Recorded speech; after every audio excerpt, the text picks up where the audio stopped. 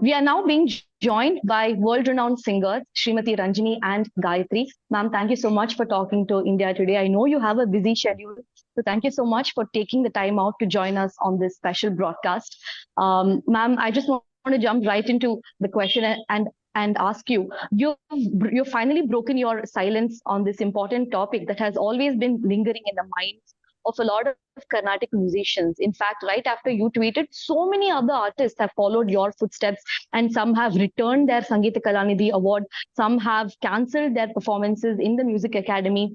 Ma'am, I just want to ask you, going against a Sabha that is as influential as Music Academy, what led you to take this decision, ma'am? We are not against any Sabha, and we completely recognize the power and right of Music Academy to bestow their award to anybody that they want to. If you notice the communication, the post, if you read it carefully, we have not talked about the award at all. It is, we have said very clearly that the music conference happens with the presiding musician. And when a music conference is led by such a president, we do not want to be part of a festival, a conference, which has Mr. TM Krishna as its president. And this is our problem. And of course, our post also lists the reasons that we have given. One of the reasons is that the area, Mr. Krishna has always consistently tried to vilify and throw stones at the musical fraternity. So this needs to be, and a lot of sensational press coverage has been given to such accusations without finding out the accuracy, the rightness of these accusations. And if you want to really do social work, uplift, take music to areas, to regions, to communities, then there is a way to do it. And every musician, we are all willing to come together to join in this noble purpose of taking classical music to everyone. In fact, that is our avowed purpose too. But you can do it without defining villains and projecting yourself as a hero. That is not only unnecessary accusation, it also puts yourself in a position of unearned power and privilege. And that is why we call out this entire posturing as social work. The second very important position that we have taken is Krishna's glorification of a figure like EVR, who has consistently, I would say, denigrated a single community, called for genocide. Please note that genocide is a criminal offense. And he may have done some good work, which I am willing to be educated on Periyar, Bharati, and so on. He may have done good work, but does that justify genocide? A call for genocide. A call for genocide. Does it justify vilification of Brahmin community, particularly its women? Is it not misogyny at its worst? And frequent use of profanity, abuses consistently over decades. I don't want to pronounce these terms which come readily to your mind, but you can go search for it. So profanity hurled at a single community does not make anyone a social reformer. So to glorify these people and call them and then, try to bask in this kind of a wild light does not fit my idea of social reform. And we have spoken against all this, and that is the contents of our list. Okay, ma'am, but then there are many who would argue, citing that all that TM Krishna voiced for was for inclusivity, was that Dalits and fisher folk should also be introduced into the esoteric world of Carnatic music. He also went ahead and performed in a mosque, ma'am, a few years ago. So there are many who say that while his intentions are right, why are we now pointing fingers at him for this? See, as I told you earlier, to know what he has actually done on the ground, media people like you should actually take it forward and really do research, do homework as to what he has actually done at the grassroots level. And whatever he has professed, is it true? Has he really done it? What has his work really been? So it is for you to also look into fact check all these We have claims. also taken music to fisher folk and Dalits. We have also taken music to all kinds of communities without divide. What we do, we must do it with an intention of positivity to unify society, not to create negativity and divisive energies. That is what I believe. See, if we do believe in positive action, and whatever the positive action is, there are many people who have done such work and continue to do such work, and we are with them. They have also done our bit. So it is everybody's intention to do something in a positive way.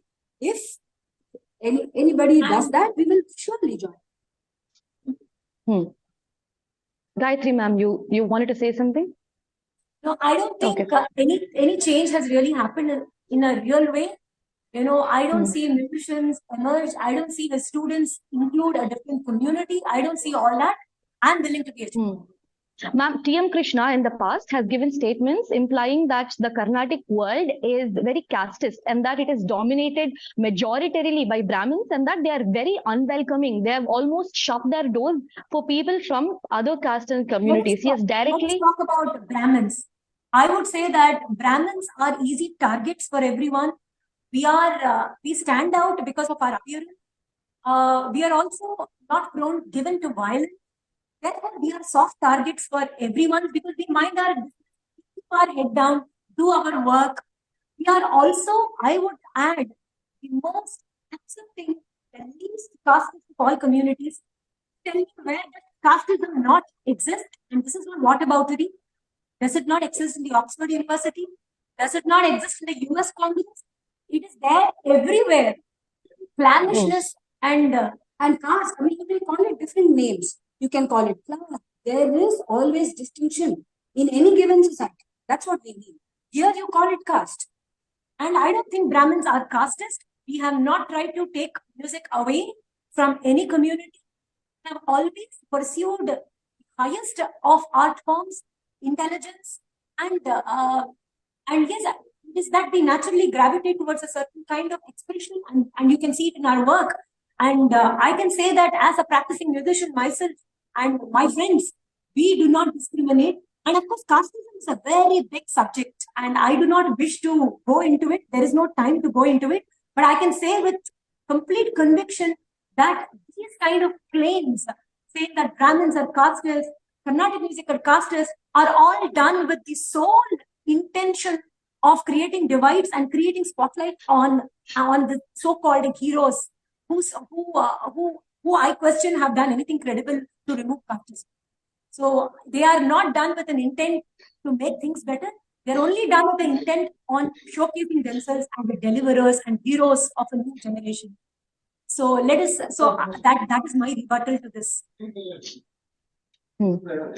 Ma'am, Music Academy has also given out a statement saying that there is no backtracking. They are going to go ahead and present the prestigious Sangeeta Kalanidhi Award, which no doubt is the highest award for any Carnatic musician, to TM Krishna. So, ma'am, would you now say that the Music Academy is in a way endorsing TM Krishna's views? We have never questioned the award in our letter or in our post. I would like to clear this distinction between the Sangeeta Kalanidhi Award and the president of the conference. If you notice, I said this before, we have only expressed our unwillingness to be part of a festival which has a certain person as the president of the conference. We recognize Music Academy's right to choose its Sangeeta Kalanidhi awardee they want, and we don't question that right. We have only declined to be part of a conference which is decided over. The practice of Music Academy is that the title is given at the end of the conference. After the awardee presides over this conference, the title is given on the last day to the awardee, and that is where. And that's a convention, actually. It's not necessary that the one who is the president of the conference has to be awarded, but it is a convention for the president of the conference to be awarded the Sangeeta Kalanidhi. So we have never questioned the right of Academy to bestow the Sangeeta Kalanidhi Award. But if they are questioning us, about how you can write such a letter or how you can. We have every right to express our unwillingness. Are you questioning my prerogative to withdraw? Don't I have a right to withdraw from a conference? So I don't think.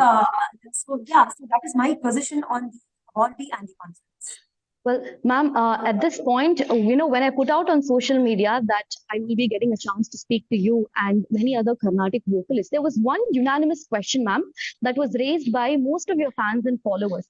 And that was, why wasn't any voice raised when there was Me Too movement happening? Why is it that Ranjani Gayatri have decided to speak about this issue only and not about Me Too movement, where so many people accused sexual harassment by their own gurus? I would only pity them because they're not following us on social media. We had definitely highlighted it. We had talked about this. We had expressed our opinions. If you go to social media, people are sharing screenshots of our position on this, and this is being shared on social media too. So we have posted on Me Too and expressed our opinion on this. So people, please go and do your research before you come up with this decision.